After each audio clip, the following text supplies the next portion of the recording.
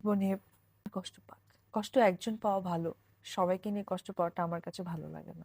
সব উপরওয়ালার উপরে ছেড়ে দিই। উপরওয়ালাকে বিশ্বাস কিছু করে স্টিল নাও আমাকে যেভাবে ইন্সপিরেশন দিচ্ছে তুমি কাজ করো। আজকে ধরেন এয়ারপোর্টে অপু বিশ্বাস জীবনে অনেক কষ্ট পেয়েছেন। তার একের পর এক কষ্টের জন্য কোনো শেষ হচ্ছে না। একের পর এক কষ্ট তার জীবনে চলে আসতেছে।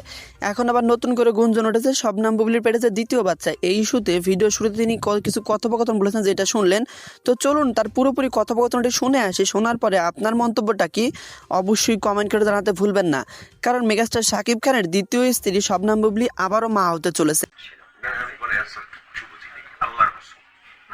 মানে তুমি কি কথার কি উত্তর দাও আমি কি বুঝি কথার কি উত্তর সেটা তুমি জায়েদের সাথে কি কি করছো এটা খুলে বলো। উনি আমার সাথে সিনেমা করতে চেয়েছে, সিনেমাটা করা হয়নি। তখন আমার তো শুরু থেকেই এক একটা গ্রুপ আমার সাথে মানে আমাকে চাইতেন যে আমি হয়তো বা শাকিব খান বা কাজের জায়গা থেকে একটু ডিস্টেন্স মেনটেন করি, যেটা হয়েছিল ব্যক্তি জীবনেও, সেটা আমার ওই প্রফেশনাল জীবনটাকেও। তুমি কি জায়েদ খানের প্রেমে কিছুদিনের জন্য না পড়ছিলে? না, জায়েদ খান কি তোমার প্রেমে পড়ছিল? আমার প্রেমে যে কেউ পড়তে পারে, সেটা তো আমার খুশির Okay, সংবাদ, সেটা তোমার বাট concern। আমার কনসার্নও না। বাট আমি তুমি কি জায়েদ খানের সাথে ঘুরতে গেছিলে কোথাও? না না না, এটা না। উনি আমার কাছে সিনেমার অফার নিয়ে আসছে। আপনি অফার নিয়ে আসছে একটা কারণ খালি অফার, তোমার সাথে সিনেমার অফার, সিনেমা করা, তোমার বাড়িতে যাওয়া, অনেক ঘটনা আমার জীবনে আছে। তাই তোমার সাথে তোমার স্ক্যান্ডাল নাই।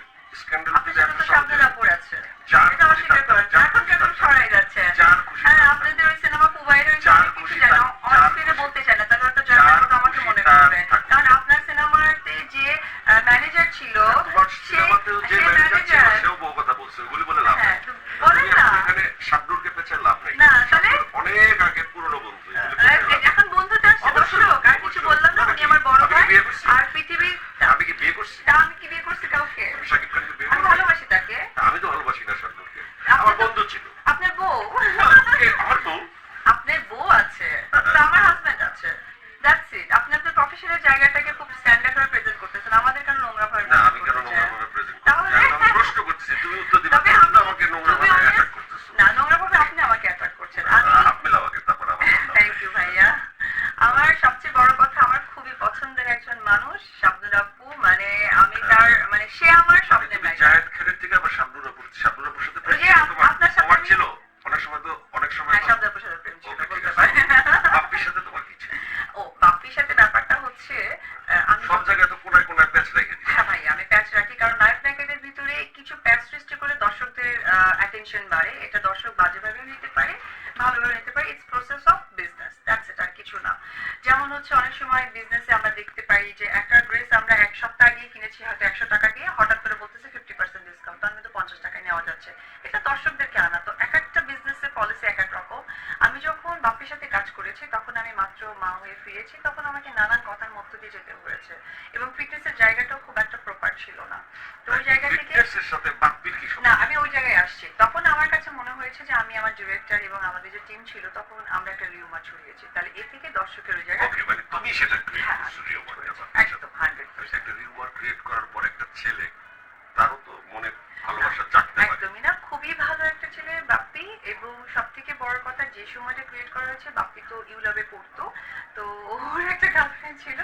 আমরা আমরা অনেক মজা করতাম, দেবাশিস দা এবং আমাদের ফুল টিম মিলে। আচ্ছা অপু, দিন শেষে তুমি খুবই ভালো একটা মেয়ে, আমি পার্সোনালি আমি তোমাকে চিনি, কিন্তু তোমার কি মনে হয় যে তোমার অঙ্ক অনেক ভুল? এই যে দর্শককে একটা গেইমে ফালানো, দর্শককে একটা মার্কেটিং পলিসির মধ্যে ফালানো, ব্যক্তি জীবন থেকে শুরু করে এই যে বাপ্পি এবং তোমার প্রেমটাকে তুমি তৈরি করছো, এটা আসল প্রেম না, দর্শকের সাথে তো এটা একটা প্রতারণা, নাকি এটা কৌশল? না দর্শক, এটা কৌশল না, এটা একটা বিজনেস পলিসি। আপনারা যারা ওই business-এ দর্শক, তোমার কয় টাকা লাভ হয়েছে?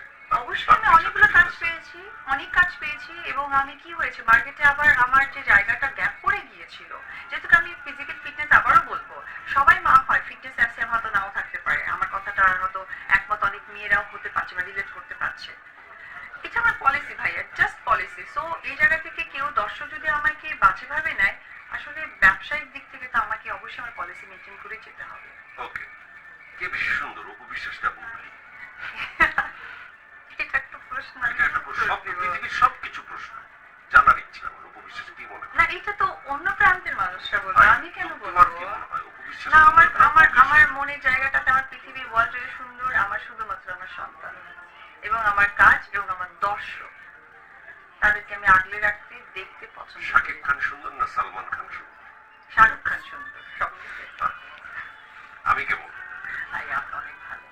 আপনাকে নিয়ে অনেকেই বলে যে জয় ভাইয়ের প্রোগ্রামে আসলে আসলে একা কথা হয়, নো, উনি রিয়েলিটিটা কথা বলেন।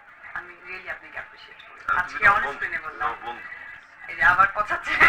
বন্ধু বললে কি পছন্দ হয়? আমরা অনেক কাছেন না? না অবশ্যই তো ভাইয়া। আমরা যেভাবে কথা বললাম দর্শক অনেকে ভাবতে পারে যে এটা অ্যাটাক, এটা অ্যাটাকের বিনিময়ে আবার পুনরায় অ্যাটাক। আসলে তা না, না। আমরা এভাবেই কথা বলি এবং এই কথাটাই দর্শককে আমরা সেটাই, সেটাই। উপহার দিলাম। দর্শক লাল শাড়ি হলে চলছে এবং লাল শাড়ি হলে আপনারা গিয়ে দেখবেন, কারণ আমি মনে করি যে লাল শাড়ি একটি তাঁতি সমাজ, বাংলাদেশের একটি সমাজকে নিয়ে যেভাবে অপু বিশ্বাস কষ্ট করে এবং এই ছবিটি করার পেছনে